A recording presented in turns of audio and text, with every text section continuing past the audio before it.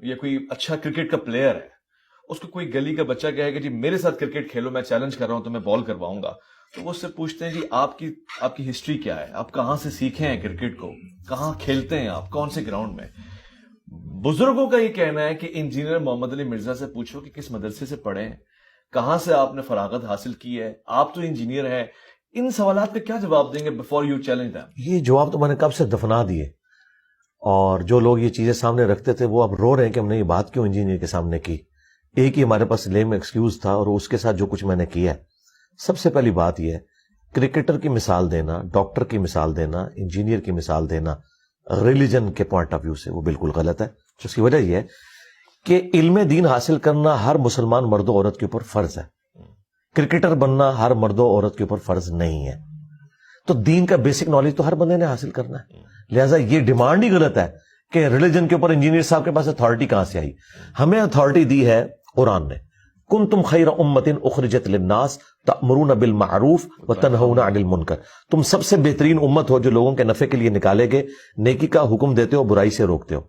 تو یہ ہے پہلی ڈگری ہماری جو ہر مسلمان کی ہے, کنتم خیر امۃ, پوری امت. اچھا, دوسری ڈگری صحیح بخاری میں ہے, بلغوا عنی ولو آیہ, پہنچا دو میری طرف سے خواہ تمہیں ایک آیت ہی آتی ہو. نبی علیہ السلام نے یہ کہا کہ پوری ڈگری لینی ہے, اور پوری ڈگری کی بات کریں تو کسی عالم دین کے پاس پوری ڈگری نہیں, انکلوڈنگ مفتی تقی عثمانی اور مفتی منیب الرحمان. 1000 آیات قرآن کی سائنٹیفک فیکٹس کے اوپر ہے, اس کی تشریح تو میں ان سے بہتر کر سکتا ہوں, اس میں تو وہ میرے اسٹوڈنٹ بنیں گے. تو اس کی بنیاد پہ کیا میں انہیں جاہل کہنا شروع کر دوں گا؟ ان کو سائنس آتی ہے, مجھے بتائیں, انہوں نے سائنس پڑھی ہوئی ہے, میں اپلائیڈ سائنسز کا اسٹوڈنٹ ہوں, میکینیکل انجینئرنگ میں نے کی ہوئی ہے. میں نے تو آج تک دعویٰ نہیں کیا کہ کوئی مفتی یہ بات نہ کرے. آپ نے کتنی کتابیں لکھی مفتی تقی عثمانی صاحب نے تو؟ جی میں آگے آ رہا ہوں. جی, تیسری بات, آج اگر کوئی مفتی سورج گرہن اور چاند گرہن کو سمجھانے کے لیے اپنے آڈینس کو بتاتا ہے کہ چاند گرہن کس وقت لگتا ہے اور سورج گرہن کس وقت لگتا ہے, کہ سورج گرہن اس وقت لگتا ہے کہ جب چاند سورج اور زمین کے درمیان آتا ہے, آج تک کسی آڈینس نے پوچھا کہ حضرت آپ تو سائنٹسٹ نہیں, آپ یہ بات کیوں کر رہے ہیں؟ وہ کیا کہے گا؟ بھئی میرے فیکٹ سے اختلاف کر کے بتاؤ میں غلط کہہ رہا ہوں کہ نہیں, یہی کہے گا نا. یہ تو نہیں کہے گا میرے پاس ڈگری نہیں ہے تو میں اس کو بیان ہی نہیں کروں گا.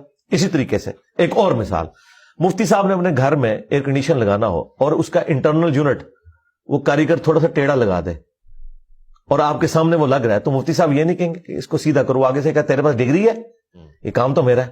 کہ یار ڈگری کو چھوڑو, لیکن مجھے نظر آ رہا ہے کہ غلط ہے, تو سرکار مجھے نظر آ رہا ہے چشتی رسول اللہ کفر ہے, اشرف تھانوی رسول اللہ کفر ہے, مجھے تو نظر آ رہا ہے, یہ میرا بنیادی عقیدہ ہے.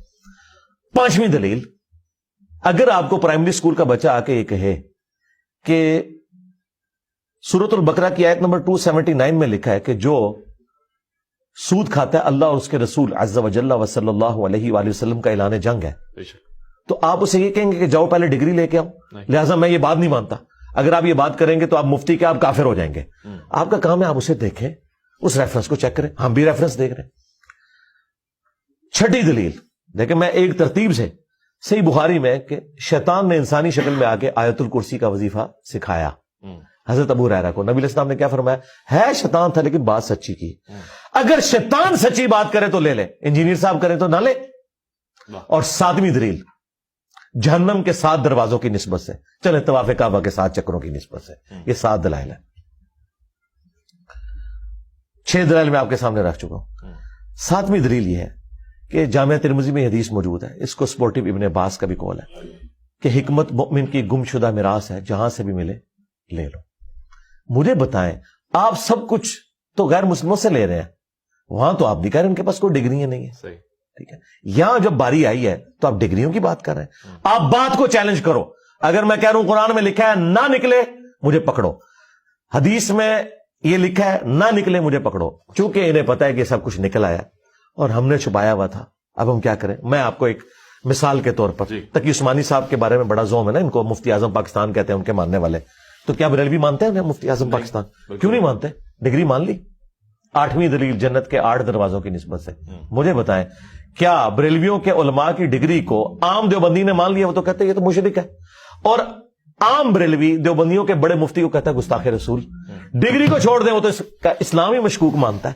میں نے 8 دلائل آپ کے سامنے رکھے ہیں کہ یہ خود بھی ایک دوسرے کی ڈگری مانتے ہیں, تو میری ڈگری کہاں سے انہوں نے ماننی ہے؟ ڈگری کی تو ضرورت ہی نہیں, میں تو دلائل سامنے رکھ رہا ہوں. تقی عثمانی صاحب نے خلافت و ملوکیت کا جواب اپنے زوم میں دینے کے لیے مولانا مودودی رحمہ اللہ کے اوپر گرفت کی کہ انہوں نے کہا کہ حضرت معاویہ رضی اللہ عنہ کے دور میں سب و شتم ہوتا تھا ممبروں سے مولا علی علیہ السلام کے اوپر. تو ان کا یہ بالکل جھوٹ ہے. وہ بخاری میں تو ہے سب ہوتا تھا، اور سب کا مطلب تنقید ہے. اور یہ وہ جملہ ہے جو مفتی سے لے کے پبلک تک دیوبندیوں کو تقی عثمانی صاحب نے رٹوا دیا. یہ حدیث جو تھی نا بخاری کے اندر، یہ حدیث کا ایک طریق مسلم میں بھی ہے. اچھا جی 6229 انٹرنیشنل نمبر کے مطابق. اس میں پتا کیا لکھا ہوا ہے کہ آل مروان میں سے جب ایک شخص حاکم مدینہ بنا، یعنی بنو امیہ کا حاکم، اس نے سہل ابن سعد الساعدی کو ممبر پر بلا کر کہا کہ تم ابو تراب علی ابن ابی طالب پر لعنت کرو. اور اس میں الفاظ ہیں، کہو لعن اللہ ابا تراب. اللہ اکبر. بخاری میں سب کے الفاظ تھے، مسلم کی حدیث میں امام مسلم نے لعن اللہ ابا تراب نقل کیے، لہذا سب کا ترجمہ ہے لعنت. مفتی تقی عثمانی نے اپنی کتاب میں اگر یہ جھوٹ جو لکھا کہ یہ سب تنقید ہوتی تھی، اور میں اس سے یہ بھی پوچھوں گا کہ یہ حضرت علی پہ تنقید کرنا ثواب کا کام ہے؟ اللہ اکبر. اس نے جھوٹ اپنی پبلک کو سکھایا کہ یہ سب تنقید تھا، لعنت نہیں ہوتی تھی. وہی حدیث مسلم میں 6229 تھی، اس میں واضح موجود تھا لعن اللہ ابا تراب. اگر تو تقی عثمانی نے یہ جان بوجھ کے جھوٹ بولا تو یہ عالم کہلانے کا حقدار نہیں ہے، اس نے منافقت کی ہے. لیکن میں یہ نہیں کہتا، میں تو حافظ اللہ کہتا ہوں. میرا خیال ہے یہ جاہل تھے اس ٹاپک سے. ہاں، اور یہی میرا عقیدہ ان کے چھوٹے علماء کے بارے میں ہے کہ اکثر ٹاپکس جو مخالفین کے اس کے بارے میں یہ جاہل ہے. میں کیوں ان کے حساب کے اوپر سوار ہو گیا ہوں؟ بھائی میں سارے فرقوں کے پاس رہا ہوں، میں نے ساروں کے دلائل سیکھے، اس کے بعد میں ان کے اوپر مسلط ہوں الحمدللہ.